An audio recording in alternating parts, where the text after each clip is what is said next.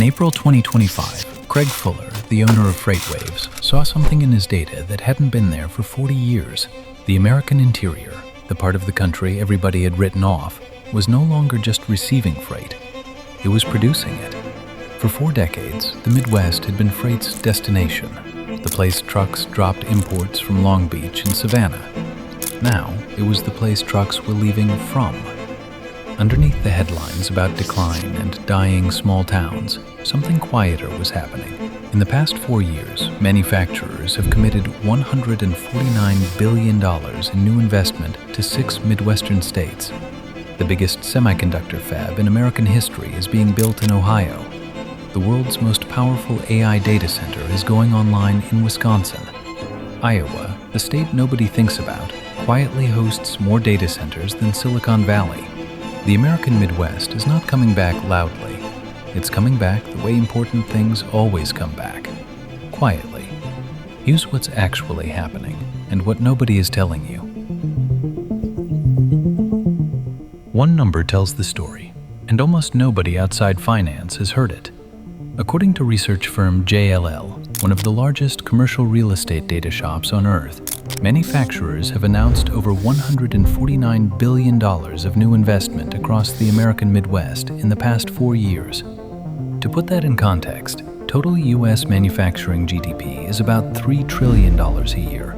So $149 billion is the equivalent of 5% of total U.S. manufacturing output flowing into one region in less than half a decade. And the share is concentrating. By 2022, the Midwest captured 34% of all new manufacturing investment in the United States, more than the South, more than the West Coast, more than the Northeast. 6 states are doing the heavy lifting: Ohio, Michigan, Indiana, Illinois, Wisconsin, Iowa. The same 6 states the cultural narrative spent 40 years describing as finished. Manufacturing now generates $828 billion a year for the Midwest, 15% of the regional economy, the single largest contributor to GDP in the heartland. The dollars are real. The question is, why now? And the answer starts at one specific intersection in southeastern Wisconsin. In 2017, the most expensive manufacturing failure in American history was announced in a small town nobody had heard of, Mount Pleasant, Wisconsin. Population 32,000. A flat patch of farmland an hour south of Milwaukee. In July of that year, the Wisconsin governor stood on stage with the Taiwanese billionaire Terry Gou and announced that Foxconn would invest $10 billion on that farmland.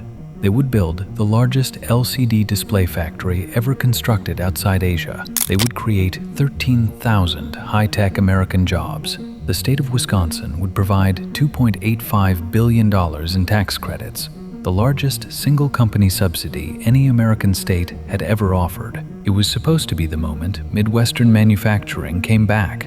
It became the cautionary tale instead. By 2021, 4 years later, Foxconn had renegotiated the deal down to $672 million and 1,454 jobs.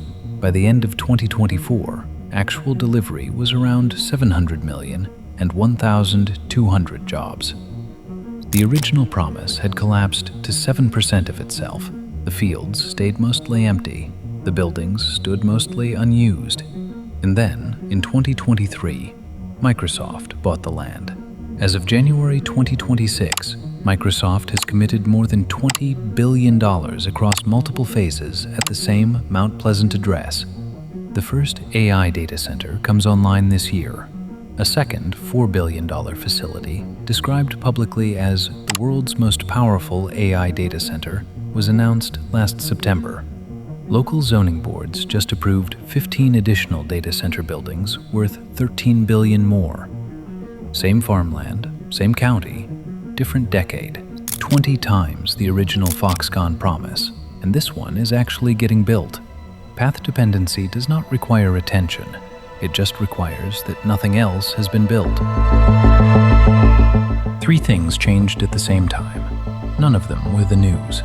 The first was a pandemic. When global supply chains broke in 2020, American companies discovered something uncomfortable.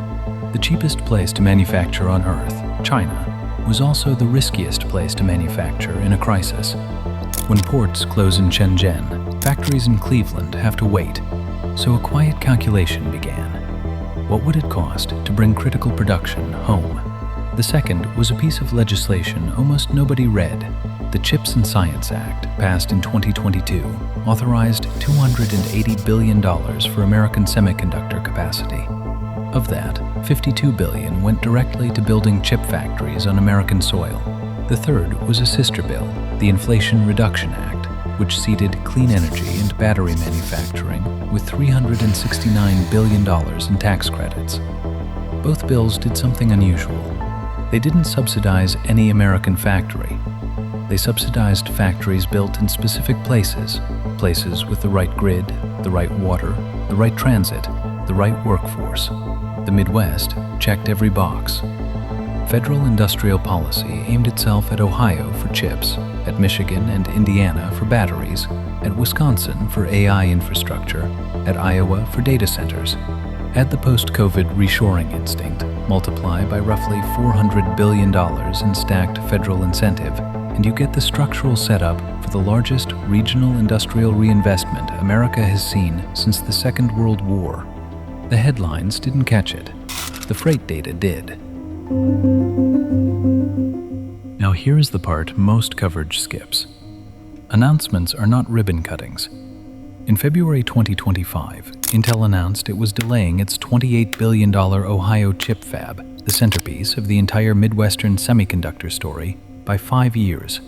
The first chips, originally promised for 2025, will not now ship until 2030. The second module won't open until 2031. 2 months later, Intel laid off 20% of its global workforce. Ohio sits in the middle of a corporate restructuring that has nothing to do with Ohio. $8 billion in CHIPS Act money has been dispersed. Construction has not stopped. But the timeline has slipped from now to probably the next decade. The electric vehicle side is messier still. In December of 2025, Ford announced its full-year results, an $8.2 billion net loss, the worst year for the company since the 2008 financial crisis. That same month, Ford killed the F-150 Lightning electric truck. The Marshall, Michigan battery plant, originally a $2.5 billion EV facility, was scope cut to add stationary storage instead. The Kentucky battery plant shut down. 1,600 workers laid off. In October, General Motors cut 1,750 workers across battery plants in Michigan, Ohio, and Tennessee. The trigger was specific. The federal $7,500 electric vehicle tax credit, the same kind of incentive the IRA had stacked, had been eliminated. Without the credit, the math broke. Stellantis is exploring an exit from its Indiana battery joint venture amid $26 billion in EV write-downs. The Midwestern comeback has a real ceiling. Some of it is policy whiplash, some of it is consumer demand softening, some of it is the ordinary friction of building large physical things in a country that hasn't built large physical things in 40 years. The announcements are real. The retreats are also real. Both are the story. Once you separate the announcements from the ribbon cuttings, a clean pattern appears. The Midwestern comeback is not happening uniformly. It's happening in two distinct lanes, and one is winning while the other contracts. Lane 1, the lane that is executing, is semiconductors, biotechnology, and artificial intelligence infrastructure. Microsoft Mount Pleasant, the Eli Lilly Biotech campus in Lebanon, Indiana, $21 billion committed since 2020, with a brand new genetic medicine facility opening just this month.